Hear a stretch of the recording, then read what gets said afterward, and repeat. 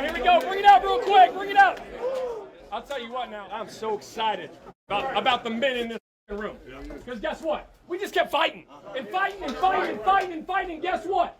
Came out on top at the end. Right? That's what it's about, right? You guys are doing a hell of a job, but we got to keep going, right? We got to keep going. Don't enjoy it, right? Like we always say, but guess what? It's on to the next one. It's on to the next one, right? Let's get our minds right, get our bodies right, because we're going to go to Cincinnati and go get it done there.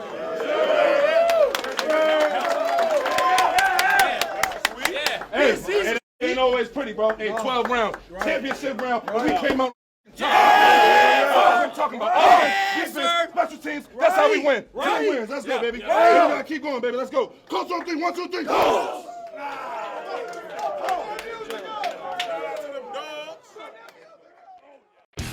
You're listening to the Colts Blue Zone Podcast with Mike Chappell and Dave Griffiths. A very excited Shane Steichen and Colts players after their 31-28 overtime win against the Tennessee Titans. I'm Matt Adams. This is the Colts Blue Zone Podcast. This is my weekly recap of Colts games.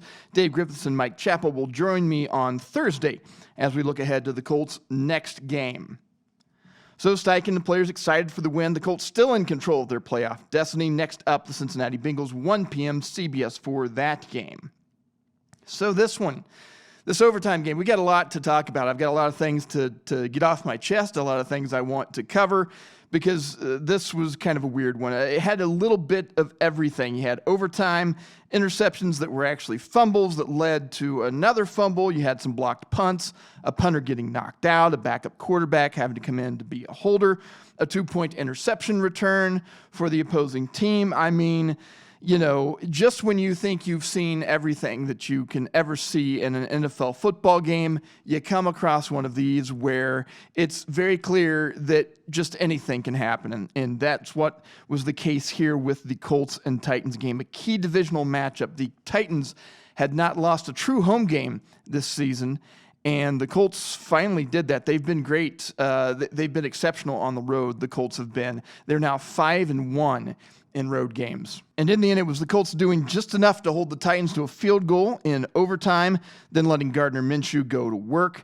He hit Alec Pierce for a 55-yard pass. Pierce couldn't quite get into the end zone. 2 plays later, he connected with Michael Pittman Jr. for the 4-yard game-winning score. Now, the Colts had a couple opportunities to take even larger leads in this extremely close game. A punt block got them inside the 10, but that drive ended with a sack and a field goal. Then they had another red zone opportunity near the end of the first half that ended with a fumble with Gardner Minshew. Just once again, just kind of one of those little things that happens. No interceptions this week for Gardner, but that fumble was kind of a key moment in the game. Now, it didn't end up hurting the Colts too badly. They were able to stop the Titans on the ensuing drive, and then the Colts mustered a field goal before halftime, but still an opportunity to get points there did not materialize. It continues to amaze me how this Colts offense can make big plays. Now, the offensive line obviously getting a lot better play out of that unit than we saw last year under that cursed season with Frank Reich and Jeff Saturday. This unit playing better, and that has meant some opportunities for the Colts to get the ball downfield. But they're dealing with a quarterback right now whose strength of the game is not necessarily those long throws. His strength of the game is these underneath accurate throws, death by 1,000 paper cuts. That's what Gardner Minshew is best at. But he showed that when things are schemed up, when the right coverage is there, and when the Colts have the right play call, he can get that ball downfield. He did it several times in this game. He hit Alec Pierce for a 36-yard touchdown. That tied the game early after the Titans just ran right down the Colts' throat on the first drive of the game. That touchdown, by the way, came after a taunting penalty was flagged by the Titans in this game. He also hit Pierce in the aforementioned 55-yarder in overtime. Could have even been a bigger day for Pierce. He had the 1 touchdown. He had the 2 long catches. He had his first career 100-yard receiving game for the Colts this week. But Minshew missed him on a long one where Pierce had 2 or 3 steps on the defender, and Gardner just threw it a little bit too long for him there. And you could tell that he knew if he just put a little more air under that one, maybe Pierce is able to get that one. And I think it could have been a touchdown. Then there was another play in the end zone where Minshew tried to get the ball to Pierce, threw it a little bit high, a little bit behind, couldn't quite get it to him there. So it could have been a couple of touchdowns for Alec Pierce in this game. even if he could have gotten away from the defender in overtime, that would have ended it in dramatic fashion. Two other big plays, though, for Minshew. He hit Kylan Granson for 25 yards on a play and another for 46 yards. So, Granson has been kind of quiet lately, but, he was able to get a couple of plays there when they needed him. And he also had a carry. I'll talk about that running game here in just a little bit. Minshew, 26 for 42, 312 yards, a 300-yard game for Minshew. Couple of touchdowns, did have 3 sacks, and he had that fumble. As I said, not perfect. A few missed throws there, especially that big one to Pierce, I think, is one that sticks out. But you know what? He had some opportunities to go long and scheme up things, and he'll talk about it here in a second, is that, they have called these things that just the plays haven't materialized. Either the coverage is different or for one reason or another, didn't have time to do it and has to check down.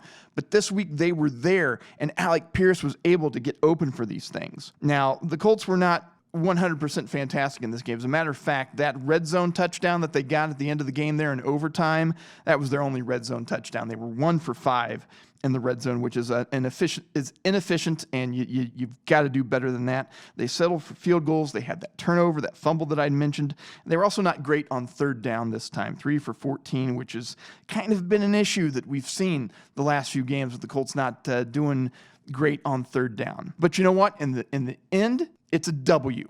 The Colts needed to win. They needed to keep pace with some of these other teams in the AFC if they want to be in this playoff hunt with 5 games left, and they're there. Let's hear from quarterback Gardner Minshew. Man, awesome job by our defense today, getting the stop in overtime and countless, big stops we needed. Special teams probably won the game, so was happy just to be able to finish the game and kind of pull our weight there at the end. You had some opportunities to be aggressive today, and Alec came through, other guys came through.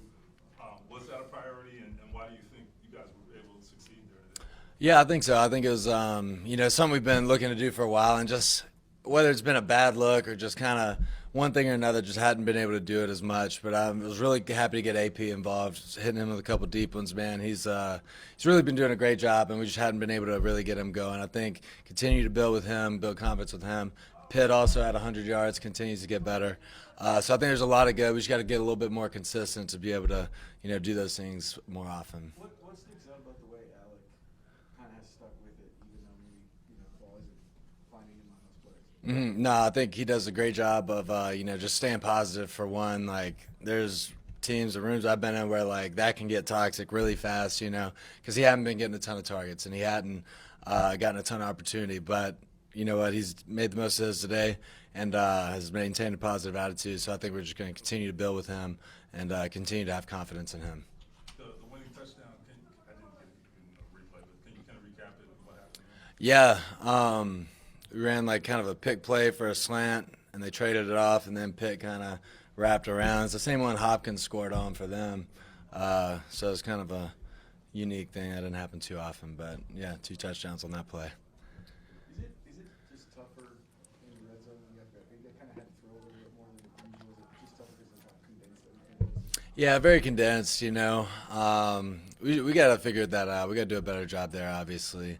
They're a great front. They do a good job of kind of stopping the run and making things hard down there. So hats off to them.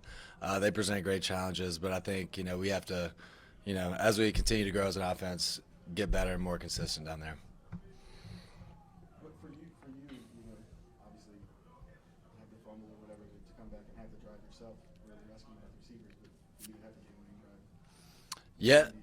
No, it means a lot, man. I think, anytime you're playing in the quarterback position, the team's putting a lot of trust in you, to kind of lead the way. And you know what? Today we had an opportunity to go win a game for our team, and just couldn't be more happy and more proud of our group and grateful for the opportunity I was given. I asked earlier about composure in those situations. The team looks to the quarterback to have to get that sense of composure as well, right? Do you feel like a responsibility there? Do you try to, or is it just kind of you just be yourself, or what do you kind of handle? How do you kind of handle that? Yeah, I think it's kind of all that. I think first, just being yourself, how you feel in that situation. There's some times where emotion can show, and that can be a good thing. There's some times where, probably hitting the time for it. But, yeah, I definitely think there's a responsibility there and, one I enjoy, really.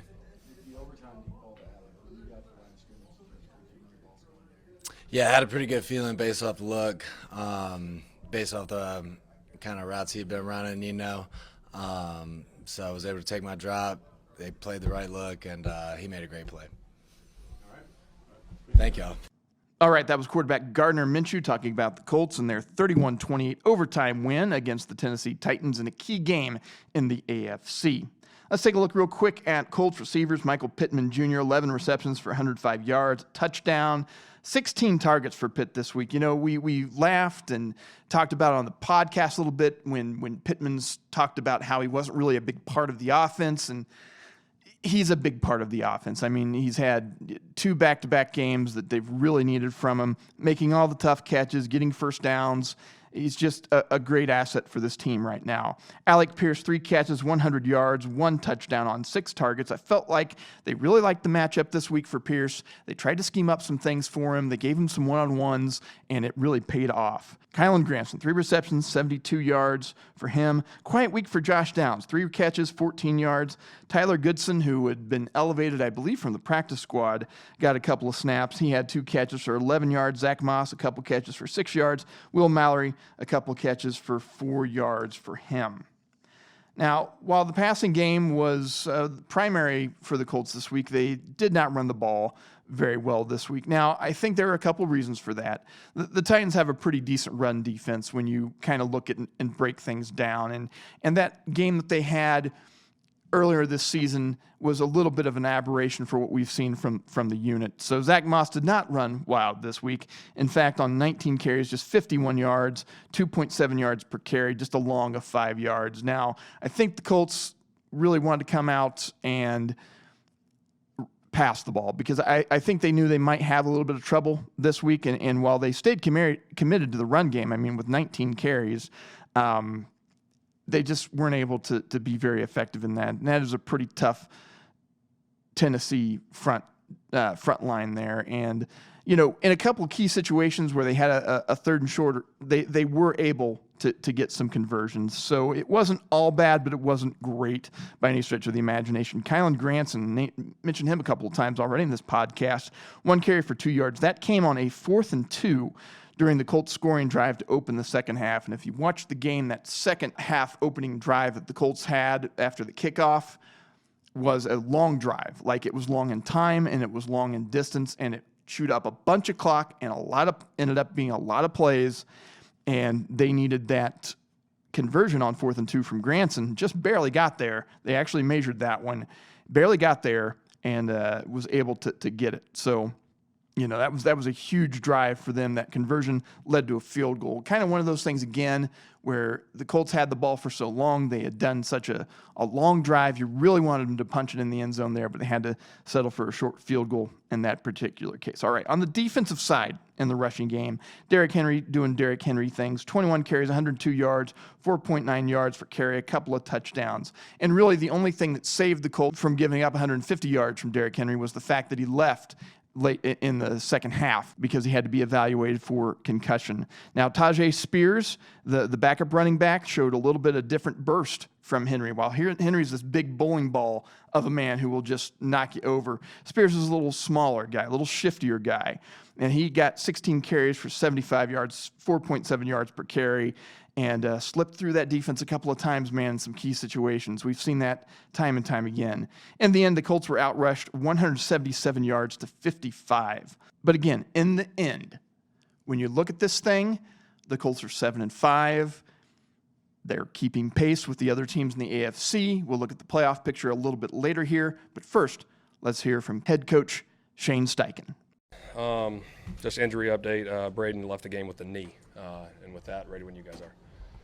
With Alec, you guys have kind of said he's been open downfield. He hasn't gotten the chances. Good to see him finally get to have some of those. Yeah, no question. Obviously, I think he had 3 for 100, and then obviously the big one there was huge at the end to get us down there to the 4-yard line. But he keeps working, he keeps grinding, and then it might take some time every once in a while. But today was his opportunity, and he made the most of them. What does it say about Michael Pittman, just the attention that he gets to keep delivering so steadily? Yeah, it's unbelievable. I mean, he's consistent every time he goes out there. I don't know what he had today, 11 for 100 something, I think. Just, back-to-back games with 100 yards receiving. Just the consistency that he plays with week in, week out, and his preparation that he puts into it, and his toughness and his physicality, it's special. Gardner for years. Yeah. That last drive put together for y'all. It's huge. I mean, shoot, I know it wasn't pretty the whole time. I'm saying the whole game, right? It was back and forth and all that stuff, but to have that game-winning drive right there, it says a lot about him, his preparation that he puts into it, and his character, and the way he goes out and competes to get that game-winning drive was big by Gardner. Shane, it feels like you've had a lot of these kinds of games. In terms of fortitude, what have you learned about this team this year? Just the mental toughness, you know what I mean? There's so much back and forth, and there's so much momentum swings in all these games, and just, obviously if they get a big play, it's like, how do you, bounce back from that? Same thing with us, keeping the momentum. But it's awesome to see our guys fight every single week and just keep finding ways to win. It's big. Two block punts, testament to execution and game planning. There's no question. Big time, blocks right there. That's a huge momentum change right there for us. But a testament to Brian Mason and Joe Hastings, our special teams coordinators, getting those things wired up, and obviously getting the blocks there were big. Did you guys think coming in there was an opportunity for that? Did you see something? Yeah, we'll see. Shane, you spoke about the mental toughness. How do you think you guys built that? You know what? I think it's just guys believing. You know what I mean? You hear that word a lot, but it is true. I mean, you believe every time you go out, you're going to win the football game, no matter what the circumstances are, no matter what the situation is. You keep fighting and you keep going, and you find ways. At the end, if you believe you're going to win, you're going to go out and win a game. What do you think was going on in the red zone today? You guys Yeah, they did. Credit to Tennessee. They're really good in the red zone coming into the game, but we got to be better. Starts with myself down there. Obviously, we're 1 for 5. Obviously, got the one at the end, but we got to be better there. Instead of kicking, field goals, we got to score touchdowns. was there anything to do with just it was tough to run the ball all day? You guys kinda had to- Yeah, we knew they had a good front going into the game. We ran it good last time we played them. Today they, played good up front. Credit to them again, but again, found a way to, win the game was the stat that matters. Was the deep ball a specific focus this week, or was it just the way things? I think it just plays out. We always have shots up, and if they give us the look, we obviously, take them, and if they're not there, obviously we check the ball down. So Defensively, they were running it pretty good in the first half, but to be able to come out in the second half and slow that down, especially in the third quarter, to get back into this game. yeah. No, it was huge. It was huge by our defense going out in the second half and, holding them to what they did. You could see the shift there, obviously, from our defense. And they played tough, obviously, for the second half and into that overtime, holding to the field goal there. And then, obviously, giving us a chance offensively to go down and score. So it was good to see by the defense. What do you think the defense did to adjust after just those first two drives?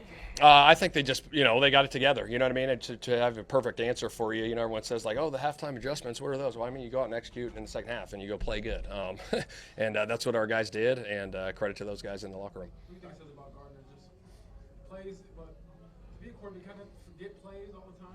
He does. He has that next play mentality. You know what I mean? No matter what. Obviously, he has good plays. Playing quarterback in this league ain't easy. And you're going to have good plays, you're going to have bad plays. But when you do have bad plays, you put them beside you and you keep marching on. And obviously, for him to go lead us to a touchdown-winning drive there was huge. Couple more in the fourth quarter and overtime. What have you seen from him this year? Gosh, just his growth, his mentality that he brings. He's been through a lot in his career with injuries. And to see him out there competing on Sundays, he practices hard. And, again, it always goes back to the preparation. He prepares the right way, and then that stuff shows up on Sundays. What'd you tell those guys when you came off the field today? I just said I'm excited about the way they played. I'm excited for the guys in that locker room, the way they kept fighting and kept believing in each other and finding ways to win. I mean, that's what it's all about. All right. Awesome. Thanks, guys. That was head coach Shane Steichen talking about the Colts and their win against the Tennessee Titans on Sunday. The one injury he did mention, Braden Smith, with an injury, he left that game, did not return. So we saw Blake Freeland coming in and finishing the game there for Braden Smith at right tackle. All right, on the defensive side, the Colts had 6 sacks this week. Kwity Paye, Samson Ebukam with 2 each. I mean, they started off hot, both of them. We got in a little bit of a lull, and now that the season's starting to turn a little bit, these guys are starting to pick it up again, and that's a good sign for the Colts. Jake Martin had a sack, Eric Johnson the second, and DeForest Buckner each split one as well. Kind of a mixed bag, though, for the defense. I mean, the Titans made some big plays. We had some coverage mix-ups that we've unfortunately become accustomed to this season, and the Colts really struggled to contain that running game. But I'll tell you what, though, the defensive front, throughout that game, they finished with the 6 sacks. They rushed Levis a lot. They got several quarterback hits on him this week. I think the box score credited him with 9. And, it was never comfortable, I didn't think, for Will Levis after that first drive. And there was a span where the Colts were basically playing lockdown defense, and that's what helped them get into overtime and get a lead and win this game. Now, I'd like to comment on one of the strangest sequences that I really have ever seen. And this involved a blocked punt and another blocked punt and just wacky things. Nick Cross kind of, shed through some blockers and blocked the punt. He was there right on top of the punter and stopped it. It hit him in the chest. Grant Stewart scooped it up and returned it for a touchdown. So the Colts at this point, they were down by 5 points and they decided to go for 2, which, you understand because you get the 2-point conversion there. Then you go up by 7. That's your typical margin in a football game, right? 7 points. So I understand why they went for it there. They kind of called sort of a shovel pass type of play to Zach Moss, and things did not go well, just to say the least. Minshew threw it a little bit high, bounced off of Moss's hands, and then Amani Hooker from the Titans recovered that ball. He intercepted, and he went all the way back to the end zone. So instead of this 5-point game now that the Colts had, they could have gone by 6, up by 6 if they kicked the extra point. They could have gone up by 7 if they had, gotten the 2-point conversion. At the very least, the Colts were thinking they walk out of there with a 5-point lead, right? So it's at least 2 field goal game for them at the very, very least. And instead, it's a 3-point game because of this wacky sequence where, they block the punt, they get the touchdown, and then the 2-point conversion just goes completely sideways, and it gives 2 points to the Titans. Then the Titans score, but then it's the Colts kicking off because that score was the result of the touchdown that the Colts had just scored. They were able to lock down the Titans drive, and they got a sack from Kwity Paye to end that and make it a 3-and-out. So the Titans are punting again, and the Colts get to another punt. This time it's Tony Brown, who was, the GOAT and not the greatest of all time kind of GOAT, against the Saints a few weeks ago. They put him in motion. He comes right off the edge. Nobody blocks him, and he gets to Ryan Stonehouse before he can even punt the ball and forces a fumble. And it was not good. It looked like Stonehouse suffered what I fear might be a significant leg injury. But the Colts were able to recover that ball, and Saguna Luby, actually the linebacker, got it, but he couldn't quite get into the end zone. Just stopped, I think, inside the 10, and the Colts were unable to get it into the end zone there. They had to settle for a field goal, which was too bad because I feel like if the Colts could have scored a touchdown there, they could have salted this thing away. And if they hadn't given up that 2-point conversion to the Titans, and they had scored, we play what if every week when we do this podcast and we talk about our favorite teams and football and everything. But, this play had another effect on the game. Stonehouse, who is the punter for the Titans, also serves as the team's holder, which means, when they do place kicks, when they do field goals, he's the guy who holds the ball for their kicker, Nick Folk, in this particular case. Well, when Stonehouse went out with his leg injury, this meant a couple of things. One, it meant, Nick Folk, congratulations, you are now our punter because you're the place kicker, and now you're the punter because the punter is hurt. And it also meant that Stonehouse could no longer hold for place kicks. And that meant that Ryan Tannehill, the backup quarterback for the Titans, who I guess held in college, had to be the holder for kicks. The Colts benefited from this because when the Titans got a touchdown that would have put them up by a point, they were unable to hit the point after touchdown. It was not a great hold, I guess, or there was, I'm not sure if it was a bad hold or if it's just the operation's different because you're working with different parts here with the long snapper, a different holder, and the kicker. And so they missed that extra point, and that meant that it was tied at the end of regulation. And then the Colts and Titans just kind of went back and forth at the end of the game with punts, and that led to the overtime period. So just kind of a wacky sequence there that sent the game to overtime with the blocked punt and then the second blocked punt that was really a fumble. But that wasn't the only weird thing that happened in this game. In the first quarter, Will Levis fumbled, but it kind of looked like it was a pass that Julian Blackmon had intercepted and then couldn't quite hang on to. But as it turns out, it was kind of an empty hand situation. So they didn't feel like Levis had control of the ball, and so it was ruled a fumble. But Julian Blackmon recovered it. Then that what looked like him not being able to hold on to it instead of being an incompletion was actually another fumble, which Will Levis then recovered. That meant that it was kind of a change of possession, and the Titans were given a first down. And it looks hilarious in the ESPN game log. I'm just going to read this to you real quick. Will Levis sacked at Tennessee 31 for -9 yards by Samson Ebukam. Fumbles caused by Samson Ebukam. Recovered by Julian Blackman at the 50. Julian Blackman advances to the Tennessee 48 for 2 yards. He fumbles, recovered by Tennessee's Will Levis at the Tennessee 48. Levis to Tennessee 48 for no gain. Kenny Moore. The replay official viewed the fumble ruling, and the play was upheld. The ruling on the field stands. What a wacky, awkward-looking thing. But you know what? Somehow a similar sequence repeated itself in the fourth quarter when Kwity Pace sacked Levis. The ball again going forward. This one was initially ruled incomplete, but then it was overturned.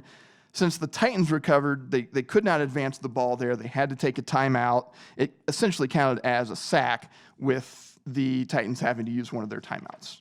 Just a weird sequence of events there. I mean, this game was packed with kind of little stupid, silly things like that. I did want to give props to the special teams because, you know, not only those plays that I just mentioned with interfering with the blocks, getting some points for the Colts. I mean, even if special teams' second one didn't lead to a touchdown, the Colts still got a field goal out of it. So they needed those points still on a day when, you know, the offense struggled to actually get into the end zone, even though they were able to move the ball at times in big chunks. So big props to that. You got the special teams touchdown from Grant Stewart off the Nick Cross block.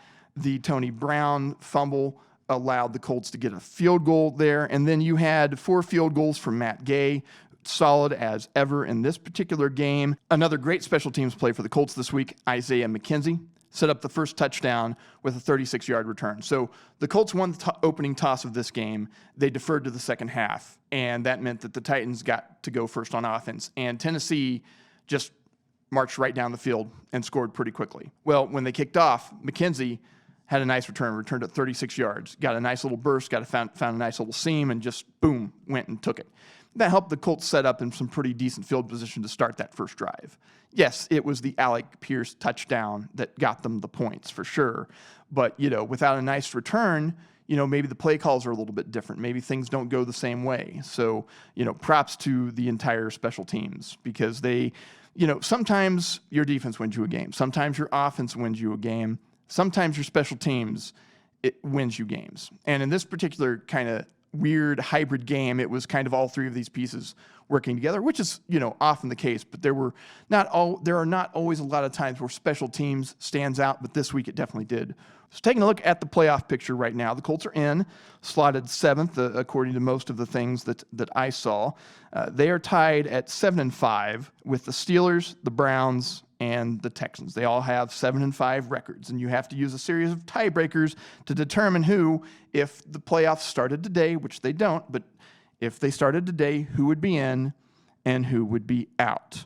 Well, because of the different tiebreakers, the way that it plays out right now is that the Steelers would be 5, the Browns would be 6, the Colts would be 7, and the Texans would be 8th. Now, the Colts get in over the Texans based on their head-to-head tiebreaker, which will not be as important of a thing in Week 18 because both teams will have a chance to, you know, negate that head-to-head tiebreaker. If the Colts win, then yes, they'll have that tiebreaker. If the Texans win, then, you know, it's a different ball game. We'll have to see how things shake out. The Browns are ahead of the Colts based on their head-to-head tiebreaker, with Cleveland beating the Colts a few weeks ago in that wild game at Lucas Oil Stadium, and then the Steelers based on I believe it's a division record tiebreaker right now.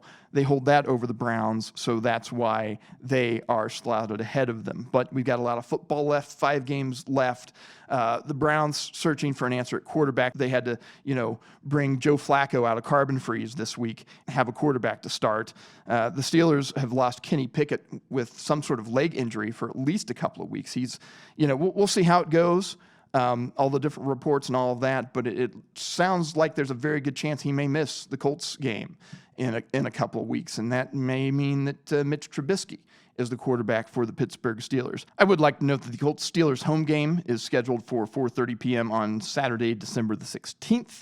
that game, that Week 15 game, had not had, it had been listed TBD since the schedule was released. There were like 5 games that the NFL had not determined the final times for and days for, so that, you know, they could add some Saturday matchups and that sort of thing. And the Colts were chosen for that game. So it'd be an NFL Network game for the Colts, one of their really only true national game of the year, really, when you think about it. They had the Patriots game, which was a national game, but it aired at 9:00 in the morning, 9:30 in the morning, local time for the kickoff. And then their other kind of non-1 o'clock game was a 4:05 start against the Carolina Panthers. It was in that late afternoon window, so more people could have seen that game. But who wants to watch, you know, Colts and Panthers?